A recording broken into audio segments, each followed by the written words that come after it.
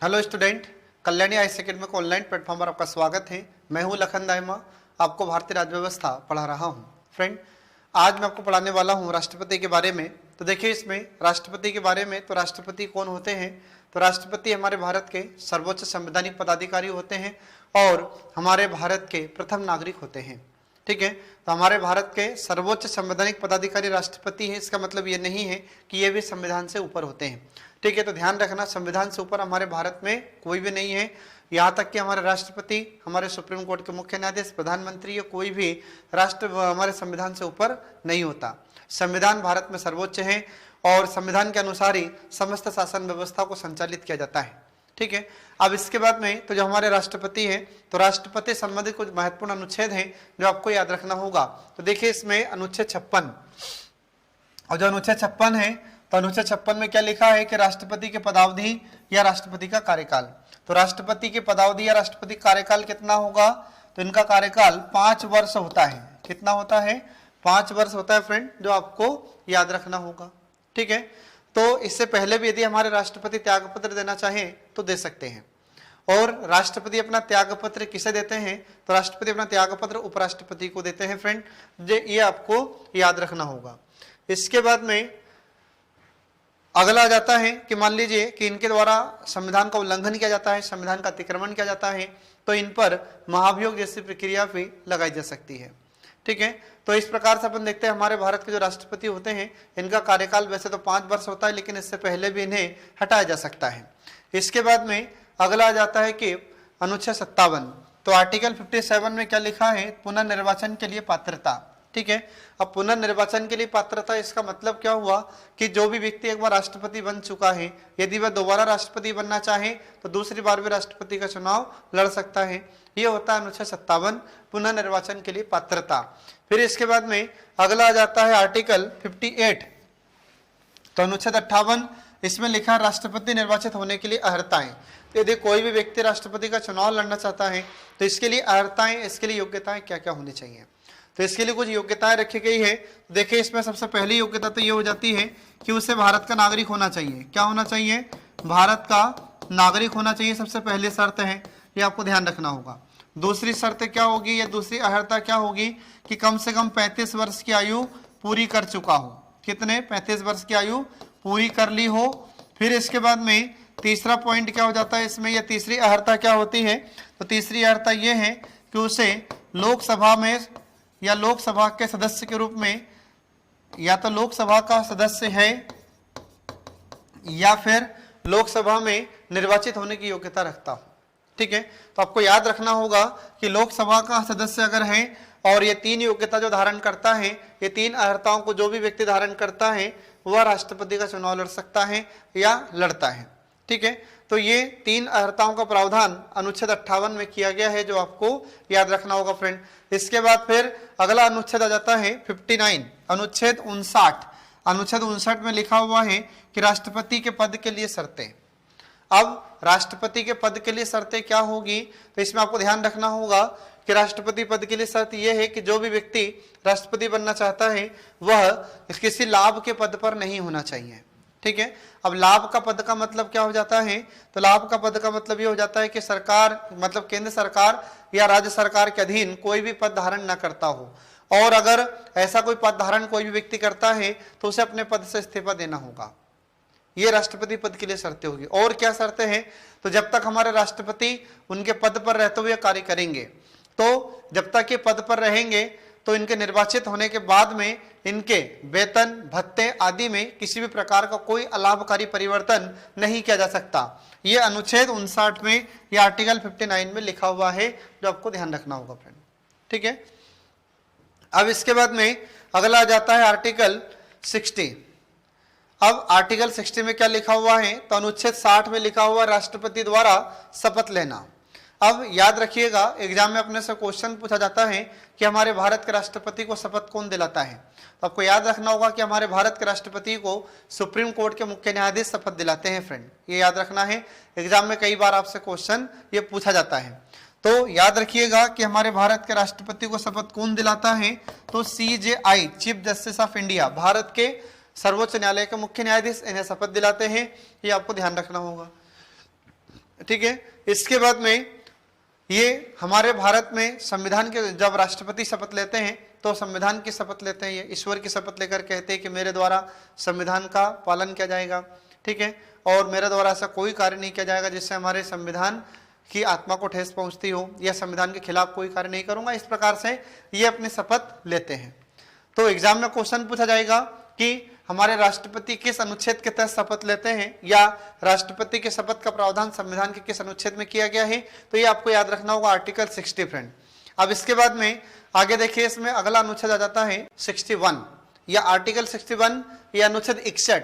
तो अनुच्छेद 61 में क्या लिखा है, तो इसमें राष्ट्रपति पर महाभियोग चलाने की प्रक्रिया का प्रावधान किया गया है। ये बहुत ही इंपॉर्टेंट अनुच्छेद है जो आपसे एग्जाम में बार बार पूछा जाता है और इसको आपको याद रखना होगा। तो एग्जाम में कई बार क्वेश्चन पूछा जाता है कि राष्ट्रपति पर महाभियोग चलाने की प्रक्रिया का प्रावधान संविधान के किस अनुच्छेद में किया गया है, तो यह अनुच्छेद 61 में यह प्रावधान किया गया है, ठीक है फ्रेंड। अब इसके बाद में जो महाभियोग होगा, तो महाभियोग इन पर कैसे चलाया जाएगा और किस कारण से इन पर महाभियोग प्रक्रिया प्रारंभ की जाएगी।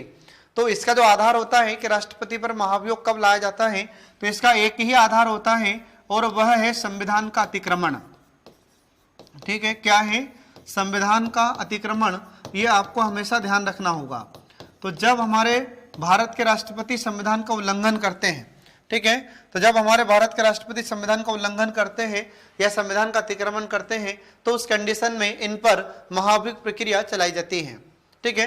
अब महाभियोग प्रक्रिया किस सदन में प्रारंभ होगी, तो हमारे भारत में जो संसद के 2 सदन होते हैं, एक होती है लोकसभा और इसके बाद में दूसरी होती है राज्यसभा, ठीक है। तो जो लोकसभा और राज्यसभा होती है, ये दोनों ही सदन में महाभियोग इन पर लाया जा सकता है। एग्जाम में क्वेश्चन पूछा जाता है कि बताइए राष्ट्रपति को हटाने के लिए महाभियोग प्रस्ताव किस सदन में लाया जाता है, तो किसी भी सदन में लाया जा सकता है, ध्यान रखना। लोकसभा में पहले लाया जा सकता है और राज्यसभा में भी लाया जा सकता है। तो दोनों सदन में से किसी भी सदन में महाभियोग जो प्रक्रिया होती है वो प्रारंभ की जा सकती है, ठीक है। अब मान लो लोकसभा में अगर ये महाभियोग प्रक्रिया को शुरू करना है, तो इसके लिए कितने सदस्यों का समर्थन जरूरी है, तो इसमें आपको याद रखना होगा कम से कम 1/4 सदस्यों का। चाहे लोकसभा में शुरू की जाए यह प्रक्रिया, चाहे राज्यसभा में शुरू किया जाए, तो दोनों के लिए ही यह कितना प्रावधान किया गया है हमारे संविधान में, तो कम से कम 1/4 सदस्यों का समर्थन और अनुमोदन होना चाहिए। आ रहा समझ में? तो जब 1/4 सदस्य इसको पारित कर देते हैं संकल्प को, तो फिर इसके बाद महाभियोग प्रक्रिया शुरू हो जाती है, ठीक है। और शुरू करने से पहले राष्ट्रपति को 14 दिन पहले सूचना दे दी जाती है कि हम आपके खिलाफ में महाभियोग संकल्प ला रहे हैं, ठीक है।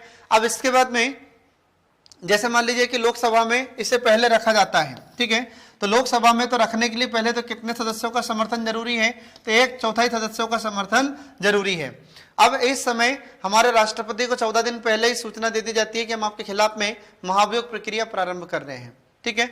अब लोकसभा में इस संकल्प को रखा जाता है। अब जब रखा जाएगा जिस दिन मतदान होगा, तो उसमें कितने सदस्यों का मतदान होना जरूरी है, तो कम से कम 2/3 सदस्यों का इसमें राष्ट्रपति के खिलाफ में या 2/3 सदस्यों का समर्थन इसमें जरूरी होता है। तो उपस्थित और मतदान करने वाले सदस्य जब 2/3 बहुमत से संकल्प को पारित कर देते हैं, कितने बहुमत से? 2/3 बहुमत। इसी को क्या कहा जाता है, तो इसी को विशेष बहुमत के नाम से हम लोग जानते हैं। ये आपको ध्यान रखना होगा फ्रेंड, ठीक है। इसी को क्या कहा जाता है, तो इसी को विशेष बहुमत के नाम से भी हम लोग जानते हैं। तो जो उपस्थित और मतदान करने वाले, चाहे वह लोकसभा में रखा जाए पहले या फिर राज्यसभा में रखा जाए, तो अगर लोकसभा में रखा जाएगा तो भी 2/3 सदस्यों का समर्थन इसमें जरूरी होता है, और अगर राज्यसभा में रखा जाता है तो भी 2/3 सदस्यों का समर्थन जरूरी होता है। आ रहा समझ में? और जब किसी भी सदन में यहाँ पर जब ये महाभियोग संकल्प रखा जाएगा या महाभियोग प्रक्रिया चलाने के लिए संकल्प पेश किया जाता है, तो उस समय राष्ट्रपति अपने प्रतिनिधि के माध्यम से उस सदन में अपने सफाई पेश कर सकते हैं, अपनी तरफ से सफाई दे सकते हैं, ठीक है, अपने प्रतिनिधि के माध्यम से। तो यदि लोकसभा इसे 2/3 बहुमत से पारित कर देती है इस संकल्प को, तो फिर कहाँ जाएगा ये? राज्यसभा में। और राज्यसभा में भी इस पर चर्चा होगी, और चर्चा जब होगी तो उस समय भी अपने राष्ट्रपति अपने प्रतिनिधि को भेज सकते हैं, ठीक है। और राज्यसभा में भी चर्चा के बाद यदि इस संकल्प को 2/3 बहुमत से पारित कर दिया जाता है, तो फिर हमारे राष्ट्रपति को इस्तीफा देना होगा। आ रहा समझ में? अपने राष्ट्रपति को इस्तीफा देना होगा। उस समय ये फिर इनकार नहीं कर सकते। ठीक है। तो जैसे ही दोनों सदन इसको पारित कर देते हैं तो यह संकल्प पारित हो जाता है और राष्ट्रपति को अपना इस्तीफा देना होता है। तो ये महाभियोग प्रक्रिया होती है फ्रेंड, ध्यान रखना। हमारे भारत के राष्ट्रपति के लिए ही महाभियोग प्रक्रिया का प्रावधान किया गया हमारे संविधान में। ऐसा लिखा है हमारे भारत के संविधानविद दुर्गादास बसु, जिसका नाम है डी बसु, उनकी किताबें चलती हैं। इसके बाद में अगला जाता है कि इस महाभियोग प्रक्रिया में भाग लेने वाले सदस्य कौन कौन होते हैं। ठीक है, तो जो महाभियोग प्रक्रिया प्रारंभ होती है तो महाभियोग प्रक्रिया में लोकसभा के सभी सदस्य, इसमें आपको ध्यान रखना होगा। ठीक है, तो लोकसभा के सभी सदस्य, ये आपको ध्यान रखना होगा फ्रेंड। तो लोकसभा के सभी सदस्य इसमें भाग लेते हैं और इधर फिर जो राज्यसभा होती है तो राज्यसभा के सभी सदस्य इसमें भाग लेते हैं। राज्यसभा के सभी सदस्य, ये अपने को याद रखना होगा फ्रेंड, क्योंकि क्या होता है जब राष्ट्रपति का चुनाव होता है तो इसमें मनोनीत सदस्य भाग नहीं लेते राष्ट्रपति के चुनाव में, लेकिन जब राष्ट्रपति को हटाने के लिए महाभियोग संकल्प लाया जाता है तो उस समय ये मनोनीत और निर्वाचित दोनों ही सदस्य इसमें भाग लेते हैं। ये आपको ध्यान रखना होगा। ठीक है, अब इसके बाद में अगला आ जाता है कि जो महाभियोग प्रक्रिया शुरू की जाती है या इन पर चलाई जाती है राष्ट्रपति पर, तो महाभियोग प्रक्रिया में कौन से सदस्य भाग नहीं लेते हैं। तो आपको याद रखना होगा कि जब मैंने आपको बताया था कि हमारे राष्ट्रपति के चुनाव में भाग कौन कौन लेते हैं, तो राष्ट्रपति के चुनाव में, राष्ट्रपति के निर्वाचन में लोकसभा, राज्यसभा और हमारी राज्यों की विधानसभाओं के निर्वाचित सदस्य इसमें भाग लेते हैं। ठीक है, अब यहां पर क्या होगा कि जब महाभियोग प्रक्रिया चलती है तो इसमें लोकसभा और राज्यसभा के सभी सदस्य इसमें भाग लेते हैं, निर्वाचित और मनोनीत दोनों। फिर इसके बाद में जो महाभियोग प्रक्रिया जब इन पर चलती है तो महाभियोग प्रक्रिया में भाग नहीं लेंगे, तो इसमें भाग कौन नहीं लेंगे, तो आपको याद रखना होगा कि इसमें जो राज्यों की विधानसभा है, ठीक है, जो राज्यों की विधानसभा के सदस्य होते हैं, मतलब जो हमारे विधायक होते हैं, तो ये इसमें भाग नहीं लेते। और इसके बाद में जो दिल्ली और पांडिचेरी की विधानसभा होती है, ठीक है ना, दिल्ली और जो पांडिचेरी होती है, तो दिल्ली और पांडिचेरी की जो विधानसभा होती है इनके सदस्य भी इसमें भाग नहीं लेते। ये आपको ध्यान रखना होगा। तो एग्जाम में यदि क्वेश्चन आपसे पूछा जाता है कि राष्ट्रपति के चुनाव में कौन कौन सदस्य भाग नहीं लेते हैं, तो राज्यों की विधानसभा के सभी सदस्य इसमें भाग नहीं लेते हैं, और जो दिल्ली और पांडिचेरी की विधानसभा है यहाँ के विधायक भी इसमें भाग नहीं लेते हैं। ये आपको ध्यान रखना होगा फ्रेंड, एग्जाम में आपसे क्वेश्चन इसमें पूछा जाता है। इसके बाद फिर अगला आ जाता है अनुच्छेद 62, आर्टिकल 62। तो आर्टिकल 62 या अनुच्छेद 62, इसमें राष्ट्रपति के पद की रिक्तता का प्रावधान किया गया है। मतलब राष्ट्रपति का पद किस कंडीशन में रिक्त हो जाता है, तो इसकी कुछ कंडीशंस होती है। तो क्या क्या होता है, तो सबसे पहली बात कि जैसे हमारे राष्ट्रपति खुद अपना त्याग पत्र दे दें तो उस कंडीशन में हमारे राष्ट्रपति का पद खाली हो जाएगा, राष्ट्रपति का पद रिक्त हो जाता है, ये पहली कंडीशन। और दूसरा क्या होगा, तो जब हमारे राष्ट्रपति की मृत्यु हो जाए तो उस कंडीशन में राष्ट्रपति का पद खाली हो जाता है। आ रहा समझ में। तीसरी कंडीशन क्या होगी, तो तीसरी कंडीशन ये है कि हमारे राष्ट्रपति को महाभियोग प्रक्रिया के माध्यम से इन्हें हटा दिया जाए, तो इस कंडीशन में राष्ट्रपति का पद रिक्त हो जाता है, राष्ट्रपति का पद खाली हो जाता है। ठीक है, तो ये कंडीशन होती है जिसकी वजह से हमारे राष्ट्रपति का पद रिक्त हो जाता है। अब इसके बाद में अगला देखिए, इसमें आर्टिकल 71, तो अनुच्छेद 71, इसमें क्या लिखा हुआ है, तो इसमें राष्ट्रपति और उपराष्ट्रपति के निर्वाचन से उत्पन्न जो भी शंकाएं होती है या जो भी विवाद होता है, तो इन विवादों का निपटारा हमारे सुप्रीम कोर्ट में किया जाएगा। आ रहा समझ में। तो राष्ट्रपति के चुनाव में, उपराष्ट्रपति के चुनाव में जो भी विवाद होता है, तो इस चुनाव का जो विवाद है उस विवाद को कहां पर सुलझाया जाएगा, तो सुप्रीम कोर्ट में उसे सुलझाया जाता है। ये आपको ध्यान रखना होगा फ्रेंड। ठीक है, इसके बाद फिर अगला देखिए, इसमें हमारे राष्ट्रपति की शक्तियां। अब राष्ट्रपति के पास कौन कौन सी शक्तियां होती है, तो हमारे भारत के राष्ट्रपति इस देश के सर्वोच्च संवैधानिक पदाधिकारी हैं और इस कारण इन्हें कुछ शक्तियों से नवाजा गया है। तो वे कौन कौन सी शक्तियां होती हैं, तो हमारे राष्ट्रपति को 2 प्रकार की शक्तियां संविधान के द्वारा प्रदत्त हैं या संविधान के द्वारा दी गई है। तो वे 2 शक्तियां कौन कौन सी होती है, तो पहले देखिए इसमें ये सामान्य शक्तियां और दूसरी हो जाती है आपातकालीन शक्तियां। ये 2 प्रकार की शक्तियां हमारे राष्ट्रपति को दी गई है। ठीक है फ्रेंड, अब इसमें देखिए पहले सामान्य शक्तियां। अब सामान्य शक्तियों के अंतर्गत कौन कौन सी शक्तियां आ जाती है, तो पहला देखिए इसमें कार्यपालिका शक्ति। कार्यपालिका शक्ति में क्या करते हैं हमारे राष्ट्रपति, तो हमारे भारत के कुछ संवैधानिक पदाधिकारियों की नियुक्ति करते हैं। फिर इसके बाद में दूसरी शक्ति होती है विधायी शक्ति। तो विधायी शक्ति में हम क्या क्या पढ़ेंगे, तो इसमें हमारे राष्ट्रपति जब तक हस्ताक्षर नहीं करेंगे तब तक कोई भी विधेयक कानून नहीं बनेगा। इसके बाद अध्यादेश जारी करने की शक्ति होती है, और इसके बाद में हमारे राष्ट्रपति संसद के अभिन्न अंग होते हैं। ये सब हम विधायी शक्ति के अंतर्गत पढ़ते हैं, जो मैं आपको आगे पढ़ाऊंगा। फिर इसके बाद में तीसरी शक्ति होती है वित्तीय शक्ति।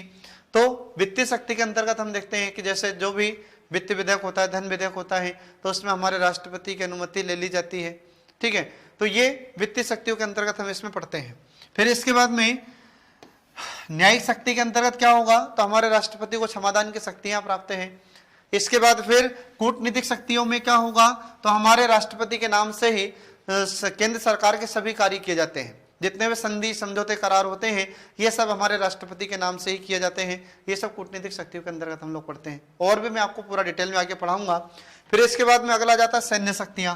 अब सैन्य शक्तियां का मतलब क्या हो जाता है कि हमारे राष्ट्रपति तीनों सेनाओं के सर्वोच्च कमांडर होते हैं। हमारे राष्ट्रपति तीनों सेनाओं को आदेश दे सकते हैं, इसलिए हमारे भारत के राष्ट्रपति को तीनों सेनाओं का सर्वोच्च कमांडर कहा जाता है। ठीक है फ्रेंड, तो इस प्रकार से हम देखते हैं कि यहाँ पर ये कुछ शक्तियों के बारे में मैंने आपको बताया। तो ये थे राष्ट्रपति की वो सामान्य शक्तियां। अब इन सब को हम एक एक से पूरे सभी शक्तियों को डिटेल में पढ़ते हैं। तो देखिए यहाँ पर दूसरी शक्तियां हो जाती है आपातकालीन शक्ति। दो शक्तियां मैंने आपको बताई थी राष्ट्रपति की, कि राष्ट्रपति की दो प्रकार की शक्तियां, एक सामान्य शक्ति और आपातकालीन शक्ति। तो सामान्य शक्ति मैंने आपको बताई। अब इसके बाद में आती है आपातकालीन शक्तियां। अब आपातकालीन शक्ति में क्या होगा, तो जब हमारे भारत में संकट की स्थिति उत्पन्न होती है तो उस समय हमारे राष्ट्रपति तीन प्रकार की शक्तियों का उपयोग करते हैं, जिसमें पहली शक्ति हो जाती है राष्ट्रीय आपातकाल की शक्ति। अनुच्छेद 352 में इसका प्रावधान है। फिर इसके बाद में दूसरी हो जाती है राज्य में आपातकाल, जिसको हम राष्ट्रपति शासन कहते हैं। तो ये इसका प्रावधान संविधान के अनुच्छेद 356 में किया गया है। फिर इसके बाद में तीसरी शक्ति हो जाती है वित्तीय आपातकाल। तो जब हमारे भारत में वित्त की समस्या हो जाती है, रुपया पैसा खत्म हो जाता है और जब आर्थिक संकट गहरा जाता है भारत पर, तो उस स्थिति में हमारे राष्ट्रपति अनुच्छेद 360 के तहत ये वित्तीय आपातकाल की उद्घोषणा करते हैं। अब ये तीनों शक्तियों का वर्णन मैं आपको पूरा विस्तार पूर्वक समझाऊंगा फ्रेंड। ठीक है, जो सामान्य शक्तियां थी तो पहले अपन सामान्य शक्तियों को डिटेल में पढ़ेंगे, उसके बाद फिर हम आएंगे आपातकालीन शक्तियां, इनको सबको डिटेल में मैं आपको पढ़ाऊंगा। ठीक है, अब इसमें देखिए पहले सामान्य शक्तियों के अंतर्गत कार्यपालिका शक्ति। ठीक है, तो जो सामान्य शक्तियां होती हैं तो इन सामान्य शक्तियों में पहली शक्ति आती है कार्यपालिका शक्ति। इस कार्यपालिका शक्ति में क्या होता है, तो इसमें हमारे राष्ट्रपति हमारे भारत के कुछ संवैधानिक पदाधिकारियों की नियुक्ति करते हैं। ठीक है फ्रेंड, अब देखिए इसमें कौन कौन से पदाधिकारी हैं वे। देखिए इसमें सबसे पहला नाम आ जाता है अनुच्छेद 53 के तहत। तो अनुच्छेद 53 में लिखा हुआ है कि संघ की कार्यपालिका शक्ति हमारे राष्ट्रपति में निहित होगी। ठीक है, अब संघ की कार्यपालिका राष्ट्रपति में निहित होगी, इसका मतलब क्या हो जाता है कि हमारे भारत में केंद्र सरकार के जितने पदाधिकारी होते हैं ये सब हमारे राष्ट्रपति की ओर से ही काम करते हैं। तो हमारे संविधान ने कार्यपालिका शक्ति किसको दी है, राष्ट्रपति को दी है। तो समस्त कार्यपालिका शक्ति हमारे राष्ट्रपति में निहित होगी। लेकिन राष्ट्रपति इतने बड़े देश में क्या अकेले काम कर सकते हैं क्या, तो अकेले काम नहीं कर सकते, इसलिए राष्ट्रपति की ओर से इन समस्त शक्तियों का उपयोग केंद्र सरकार के पदाधिकारी करते हैं। आ रहा समझ में, तो राष्ट्रपति की ओर से सभी केंद्र सरकार के पदाधिकारी तथा मंत्री लोग काम करते हैं। ठीक है फ्रेंड, तो ये है अनुच्छेद 53 में लिखा हुआ जो आपको याद रखना होगा। इसके बाद में अगला जाता है अनुच्छेद 74 आर्टिकल 74।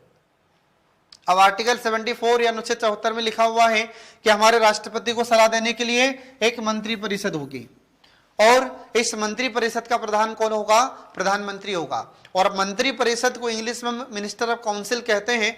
और मंत्री परिषद किससे किससे मिलकर बनती है, तो इसमें तीन कैटेगरी के मंत्री होते हैं। एक तो हो जाता है इसमें कैबिनेट मंत्री, जो आपको याद रखना होगा, कैबिनेट मंत्री हो जाता है। दूसरा राज्य मंत्री हो जाता है, और जो राज्य मंत्री होता है यही स्वतंत्र प्रभार वाला होता है, जो आपको याद रखना होगा फ्रेंड। ठीक है, तो राज्य मंत्री और राज्य मंत्री स्वतंत्र प्रभार वाले ये भी इसी में आ जाते हैं। इसके बाद फिर उप मंत्री, ये तीन प्रकार के मंत्री होते हैं फ्रेंड। ठीक है, इन तीनों प्रकार के मंत्रियों को मिलाकर हम कहते हैं मंत्री परिषद। और इस मंत्री परिषद का प्रधान कौन होगा, हमारे प्रधानमंत्री होते हैं। तो यह मंत्री परिषद हमारे राष्ट्रपति को समय समय पर सलाह देती है। ठीक है फ्रेंड, तो ये लिखा है किसमें, अनुच्छेद 74 में आर्टिकल 74 में ऐसा लिखा हुआ है। इसके बाद में आर्टिकल 75 अनुच्छेद 75, अनुच्छेद 75 में लिखा हुआ है कि प्रधानमंत्री की नियुक्ति तथा अन्य मंत्रियों की नियुक्ति राष्ट्रपति के द्वारा की जाएगी। तो ध्यान रखना, तो प्रधानमंत्री की नियुक्ति किसके द्वारा की जाएगी? हमारे राष्ट्रपति के द्वारा की जाती है। और अन्य मंत्रियों की नियुक्ति किसके द्वारा की जाएगी? तो ये भी राष्ट्रपति के द्वारा की जाएगी, परंतु प्रधानमंत्री की सलाह से। आ रहा समझ में? तो अनुच्छेद 75 में आर्टिकल 75 में लिखा हुआ है कि प्रधानमंत्री की नियुक्ति राष्ट्रपति के द्वारा की जाएगी। याद रखना, एग्जाम में बार बार क्वेश्चन पूछा जाता है कि प्रधानमंत्री होते हैं, नियुक्त होते हैं, चयनित होते हैं, निर्वाचित होते हैं, इनमें से कोई नहीं। तो आपको याद रखना होगा कि हमारे भारत के प्रधानमंत्री ये नियुक्त होते हैं। तो कौन नियुक्त करते हैं हमारे प्रधानमंत्री को?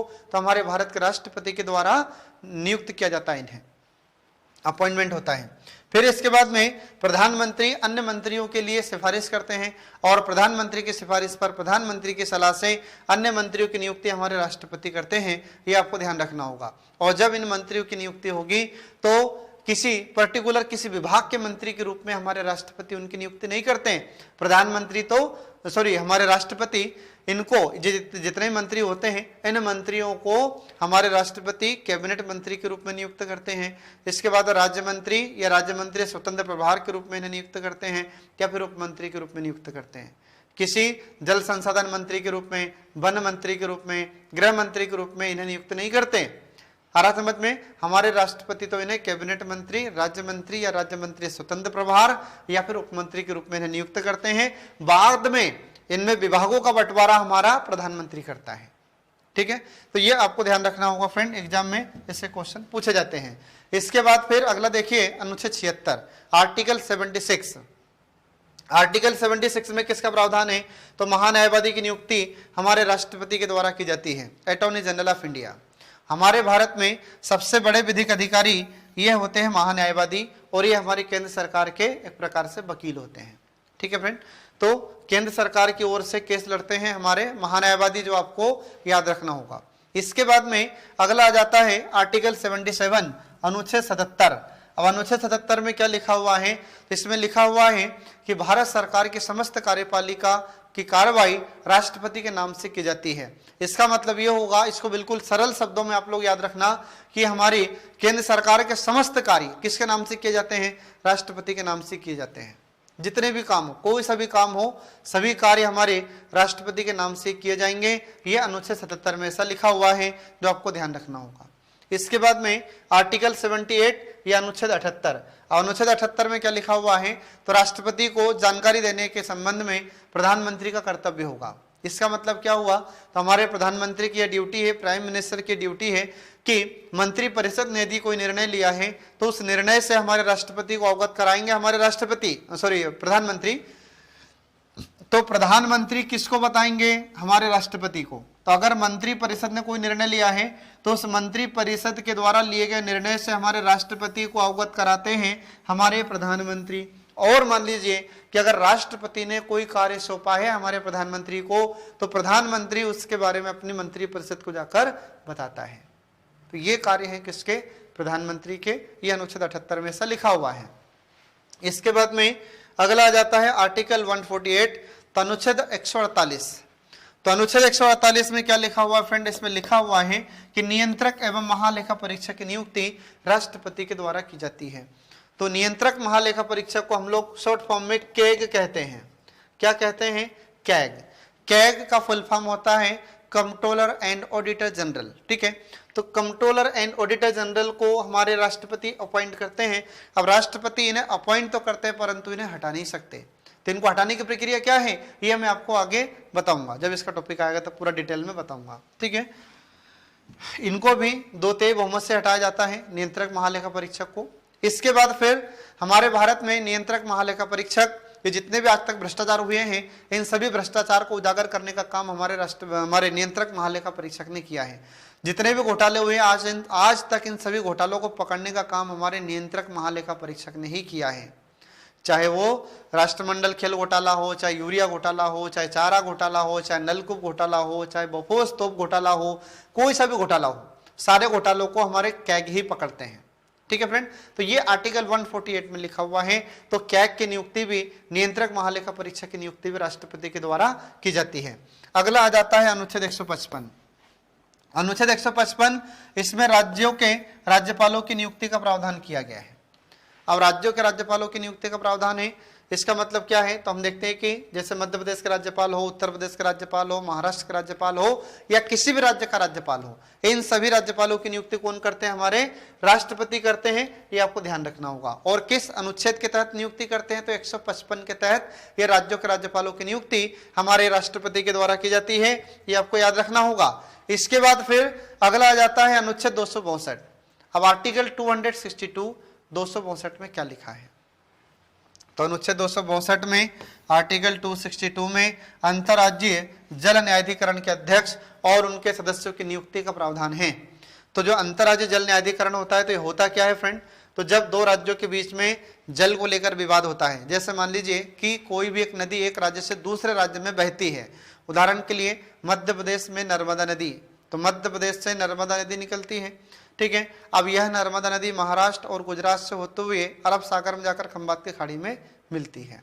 अब मान लीजिए कि मध्य प्रदेश के बीच में, महाराष्ट्र के बीच में और गुजरात के बीच में, इन राज्यों के बीच में इस नदी के जल को लेकर कोई विवाद हो गया, तो इस विवाद को कौन सुलझाएगा, तो ऐसे विवाद को हमारा अंतर्राज्यीय जल न्यायाधिकरण इसको सुलझाता है। अब इस अंतर्राज्यीय जल न्यायाधिकरण में जो अध्यक्ष और सदस्य होते हैं, इनकी नियुक्ति कौन करते हैं, तो आपको याद रखना होगा कि इनकी नियुक्ति हमारे भारत के राष्ट्रपति के द्वारा की जाती है।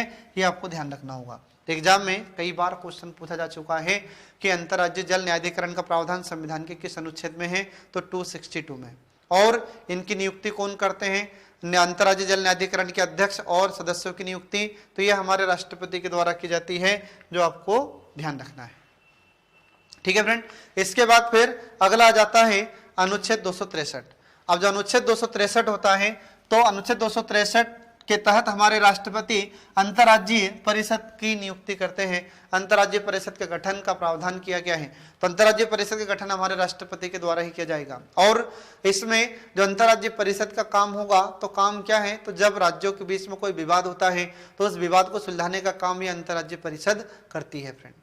ठीक है। इसके बाद फिर अगला अनुच्छेद आ जाता है 280। तो अगला अनुच्छेद 280 आर्टिकल 280, इसमें क्या लिखा है, तो फाइनेंस कमीशन का प्रावधान है। तो जो वित्त आयोग है, तो वित्त आयोग के अध्यक्ष और इसके सदस्यों की नियुक्ति राष्ट्रपति के द्वारा की जाती है। हमारे भारत में केंद्र सरकार के पास जो टैक्स आता है, ठीक है, तो ये टैक्स का बंटवारा राज्यों के बीच में और केंद्र के बीच में कितना कितना रेशो में होगा, कितने कितने परसेंट में होगा, ये हमारा वित्त आयोग ही डिसाइड करता है। फिर इसके बाद में जो संचित निधि होती है, उस संचित निधि से हमारे राज्यों को कितना अनुदान मिलेगा, कितनी सहायता राशि प्रदान की जाएगी, ये सब हमारा वित्त आयोग ही बताता है। और प्रत्येक 5 वर्ष के अंतराल पर या प्रत्येक 5 वर्ष के बाद हमारे राष्ट्रपति एक वित्त आयोग का गठन करते हैं, मतलब इसमें अध्यक्ष और सदस्यों की नियुक्ति करते हैं। ठीक है। तो ये सभी प्रावधान किसमें, अनुच्छेद 280 में है फ्रेंड। एग्जाम में आपसे कई बार यह क्वेश्चन पूछा गया है कि बताइए अनुच्छेद 280 में किसका प्रावधान है, तो एक वित्त आयोग का प्रावधान है। और वित्त आयोग के अध्यक्ष और उसके सदस्यों की नियुक्ति कौन करते हैं, तो हमारे राष्ट्रपति करते हैं। इसके बाद में अगला आ जाता है अनुच्छेद 316। अब अनुच्छेद 316 के तहत हमारे राष्ट्रपति के द्वारा संघ लोक सेवा आयोग के अध्यक्ष और इसके सदस्यों की नियुक्ति की जाती है। तो संघ लोक सेवा आयोग, इसका शॉर्ट फॉर्म में हम लोग यूपीएससी कह देते हैं, और यूपीएससी का फुल फॉर्म होता है यूनियन पब्लिक सर्विस कमीशन। ठीक है। तो यूपीएससी के अध्यक्ष और इसके सदस्यों की नियुक्ति हमारे राष्ट्रपति के द्वारा की जाती है, ये आपको ध्यान रखना होगा। ठीक है फ्रेंड। और यूपीएससी ये हमारे भारत के स्तर पर इंडिया लेवल पर क्लास फर्स्ट या क्लास 1 की कैटेगरी की जितनी पोस्ट होती है, तो इन सभी पोस्ट की या क्लास 1 के जितने भी ऑफिसर्स होते हैं, इन सभी का सिलेक्शन हमारे संघ लोक सेवा आयोग के द्वारा किया जाता है। इन सभी का चयन हमारे संघ लोक सेवा आयोग के द्वारा किया जाता है। तो आपने देखा होगा वैकेंसी निकालता है, एग्जाम लेता है, प्री लेता है, मेन लेता है, इंटरव्यू लेता है। ठीक है। तो ये सब चयन करने का कार्य हमारे संघ लोक सेवा आयोग को होता है, और इस संघ लोक सेवा आयोग के अध्यक्ष और सदस्यों की नियुक्ति हमारे राष्ट्रपति के द्वारा की जाती है, जो आपको ध्यान रखना है। इसके बाद फिर अगला अनुच्छेद आ जाता है 324। तो आर्टिकल 324, इसमें हमारे भारत का जो निर्वाचन आयोग होता है, तो निर्वाचन आयोग के मुख्य चुनाव आयुक्त और अन्य चुनाव आयुक्तों की नियुक्ति राष्ट्रपति के द्वारा की जाती है। आपने देखा होगा कि जब भारत में चुनाव होता है, जैसे लोकसभा का चुनाव, राज्यसभा का चुनाव, राष्ट्रपति का चुनाव, उपराष्ट्रपति का चुनाव, विधानसभा का चुनाव, तो ये जितने भी चुनाव होते हैं ये सभी चुनाव संपन्न कराने का कार्य हमारे भारत के निर्वाचन आयोग का होता है। लेकिन ध्यान रखिएगा कि राज्यों में जो नगरीय निकाय होते हैं, स्थानीय निकाय होते हैं, इनका चुनाव कराने का दायित्व हमारे राज्य के निर्वाचन आयोग का होता है। तो जो हमारे भारत का निर्वाचन आयोग है और इसके जो मुख्य चुनाव आयुक्त होते हैं, अन्य चुनाव आयुक्त होते हैं, तो हमारे भारत के निर्वाचन आयोग में एक मुख्य चुनाव आयुक्त है और 2 अन्य चुनाव आयुक्त हैं। तो इन तीनों की नियुक्ति हमारे राष्ट्रपति के द्वारा की जाती है, ये आपको ध्यान रखना होगा फ्रेंड, ठीक है। इसके बाद फिर अगला आ जाता है अनुच्छेद 338। तो अनुच्छेद 338 इसमें क्या लिखा है, तो अनुच्छेद 338 में लिखा है कि राष्ट्रीय अनुसूचित जाति आयोग के अध्यक्ष, उपाध्यक्ष और उसके सदस्यों की नियुक्ति राष्ट्रपति के द्वारा की जाती है। अब हमारे भारत का जो राष्ट्रीय अनुसूचित जाति आयोग होता है यह क्या करता है, तो हमारे भारत में जो अनुसूचित जातियां होती हैं तो उनके कल्याण के लिए हमारे राष्ट्रपति को सलाह देना, ठीक। इसके बाद में यदि राष्ट्र जो अनुसूचित जातियां हैं तो अनुसूचित जातियों से संबंधित अगर कोई मामला है तो उसकी जांच पड़ताल करता है, और आ रहा समझ में। और हमारे भारत में अगर कोई भी दोषी अधिकारी है या और कोई भी है तो उससे सवाल जवाब हमारा यह आयोग कर सकता है, ठीक है फ्रेंड। तो ये अनुच्छेद 338 के तहत हमारे राष्ट्रीय अनुसूचित जाति आयोग के अध्यक्ष और इसके बाद उपाध्यक्ष और उसके सदस्यों की नियुक्ति राष्ट्रपति के द्वारा की जाती है। यह अनुच्छेद 338 में ऐसा प्रावधान किया गया है जो आपको याद रखना होगा। इसके बाद में अगला आ जाता है अनुच्छेद 338 का खंड ए, ठीक है। तो अनुच्छेद 338 का खंड ए, इसमें एसटी कमीशन, राष्ट्रीय अनुसूचित जनजाति आयोग का प्रावधान किया गया है। और यह राष्ट्रीय अनुसूचित जनजाति आयोग क्या करता है, तो यह हमारे भारत में जनजातियों के कल्याण के संबंध में हमारे राष्ट्रपति को सलाह देना, और अगर जनजातियों का कोई मामला है तो उसकी जांच पड़ताल करना, और अगर किसी अधिकारी से पूछताछ करना है तो उससे पूछताछ भी यह आयोग कर सकता है। तो यह जो अनुसूचित जनजाति आयोग होता है, तो इस अनुसूचित जनजाति आयोग के अध्यक्ष और उपाध्यक्ष तथा अन्य सदस्यों की नियुक्ति हमारे राष्ट्रपति के द्वारा की जाती है। ये आपको ध्यान रखना होगा। एग्जाम में कई बार क्वेश्चन आपसे पूछा गया है कि क्या राष्ट्रीय अनुसूचित जनजाति आयोग संवैधानिक आयोग है, तो ध्यान रखना कि यह संवैधानिक आयोग है। क्यों? क्योंकि हमारे भारतीय संविधान के अनुच्छेद 338 के खंड 1 में या 338 के खंड ए में इसका प्रावधान किया गया है। ये आपको ध्यान रखना होगा फ्रेंड, ठीक है। इसके बाद में अगला आ जाता है अनुच्छेद 338 का खंड बी, ठीक है। तो अनुच्छेद 338 का खंड बी, इसमें किसका प्रावधान है, तो आपको याद रखना होगा कि हमारे भारत में जो राष्ट्रीय अन्य पिछड़ा वर्ग आयोग होता है, तो राष्ट्रीय अन्य पिछड़ा वर्ग आयोग ये हमारे भारत में जो पिछड़ी जनजातियां होती हैं, पिछड़ी जातियां होती हैं, तो पिछड़ी जातियों के लोगों को बढ़ावा देने के लिए, उनके कल्याण को बढ़ावा देने के लिए हमारे राष्ट्रपति को समय समय पर सलाह देता है। और अगर पिछड़ी जाति से संबंधित कोई मामला है तो उसकी जांच पड़ताल करना और पूछताछ करने का अधिकार भी यह आयोग रखता है। तो जो राष्ट्रीय अन्य पिछड़ा वर्ग आयोग होता है, इसके अध्यक्ष, उपाध्यक्ष और इसके सदस्यों की नियुक्ति हमारे राष्ट्रपति के द्वारा की जाती है। ये आपको ध्यान रखना होगा फ्रेंड। इसके बाद फिर अगला आ जाता है अगला अनुच्छेद 344। तो आर्टिकल 344, तो अनुच्छेद 344 में किसका प्रावधान है, तो अनुच्छेद 344 में लिखा है कि राजभाषा आयोग के अध्यक्ष और उसके सदस्यों की नियुक्ति हमारे राष्ट्रपति के द्वारा की जाती है फ्रेंड। तो ये राजभाषा आयोग क्या करता है, तो हमारे भारत में हम देखते हैं कि किस भाषा को राजभाषा का दर्जा दिया जाना चाहिए या नहीं दिया जाना चाहिए, इसकी सिफारिश हमारा यह राजभाषा आयोग करता है, ठीक है। तो इस राजभाषा आयोग के अध्यक्ष और इसके सदस्यों की नियुक्ति हमारे राष्ट्रपति के द्वारा की जाती है, ठीक है फ्रेंड। इसके बाद फिर अगला आ जाता है कि और भी कुछ ऐसे आयोग हैं जिनके अध्यक्ष, उपाध्यक्ष और उसके सदस्यों की नियुक्ति हमारे राष्ट्रपति के द्वारा की जाती है। जैसे हम देखते हैं कि राष्ट्रीय अल्पसंख्यक आयोग, तो ये जो राष्ट्रीय अल्पसंख्यक आयोग होता है यह क्या करता है, तो यह हमारे भारत में जितने भी अल्पसंख्यक लोग हैं, मतलब अल्पसंख्यक का मतलब होता है कि हिंदुओं से संख्या कम जिन लोगों की होती है उनको अल्पसंख्यक में शामिल किया जाता है। जैसे मुस्लिम है, सिख है, ईसाई है, ठीक है, बौद्ध है, इनको किस में शामिल किया गया है, इनको अल्पसंख्यक में शामिल किया गया है। मतलब हिंदुओं से इनकी संख्या कम है इसलिए इनको अल्पसंख्यक कहा जाता है। तो जो राष्ट्रीय अल्पसंख्यक आयोग होता है और इसके अध्यक्ष, उपाध्यक्ष और इसके जो सदस्य होते हैं इनकी नियुक्ति हमारे राष्ट्रपति के द्वारा की जाती है। ये आपको ध्यान रखना होगा। इसके बाद में अगला जाता है राष्ट्रीय महिला आयोग। अब ये महिला आयोग क्या करता है, तो हमारे भारत में महिलाओं को उनके अधिकार दिलाना, महिलाओं के कल्याण के लिए सिफारिशें करना, इसके बाद में महिलाओं को और ज्यादा सशक्त कैसे बनाया जाए इसके संबंध में हमारे राष्ट्रपति को रिपोर्ट देना, प्रतिवेदन देना, ये कार्य हमारा महिला आयोग करता है। और इसके बाद में हमारे भारत में महिलाओं से संबंधित अगर कोई मामला है तो उन मामलों की जांच करना, सवाल जवाब करना, ये भी काम हमारा राष्ट्रीय महिला आयोग करता है। तो इस राष्ट्रीय महिला आयोग के अध्यक्ष, उपाध्यक्ष और इसके सदस्यों की नियुक्ति हमारे राष्ट्रपति के द्वारा की जाती है। फ्रेंड, ये आपको ध्यान रखना होगा। इसके बाद में अगला आयोग आ जाता है राष्ट्रीय मानव अधिकार आयोग। और जो राष्ट्रीय मानव अधिकार आयोग होता है, तो राष्ट्रीय मानव अधिकार आयोग हमारे भारत में मानवों के अधिकारों की रक्षा करता है। तो जब मानव के अधिकारों की रक्षा का उल्लंघन का कोई मामला आ जाता है या हमारे भारत में मानव अधिकार के उल्लंघन का कोई मामला आता है, तो उसकी जांच पड़ताल करना और पूछताछ करना, यह हमारा राष्ट्रीय मानव अधिकार आयोग करता है। और मानव को और कौन कौन से अधिकार दिए जाने चाहिए या मानव कल्याण के लिए और कौन कौन से कार्य होना चाहिए, इसके संबंध में भी यह आयोग हमारे राष्ट्रपति को समय समय पर प्रतिवेदन देता है। तो राष्ट्रीय मानव अधिकार आयोग के अध्यक्ष, उपाध्यक्ष और इसके जो सदस्य होते हैं, इन सभी की नियुक्ति हमारे भारत के राष्ट्रपति के द्वारा की जाती है। फ्रेंड, तो ये आपको ध्यान रखना होगा। तो यहाँ पर हमने आपको बताया ये हमारे राष्ट्रपति की जो सामान्य शक्तियां हैं, और सामान्य शक्ति के अंतर्गत हमारे राष्ट्रपति की जो कार्यपालिका शक्ति होती है, और इस कार्यपालिका शक्ति के अंतर्गत हमारे भारत के राष्ट्रपति के द्वारा कुछ आयोगों के अध्यक्ष तथा कुछ संवैधानिक पदाधिकारियों की नियुक्ति राष्ट्रपति के द्वारा की जाती है। ये हमने आपको आज इसमें बताया है। इसका जो बचा हुआ टॉपिक है मैं आपको नेक्स्ट क्लास में पूरा पढ़ाऊंगा। तब तक के लिए पढ़ते रहिए, देखते रहिए कल्याणी IAS एकेडमी के सभी वीडियोस जो आपको प्रतियोगी परीक्षा में सफलता दिलाने में महत्वपूर्ण भूमिका निभाते हैं। Thanks for watching.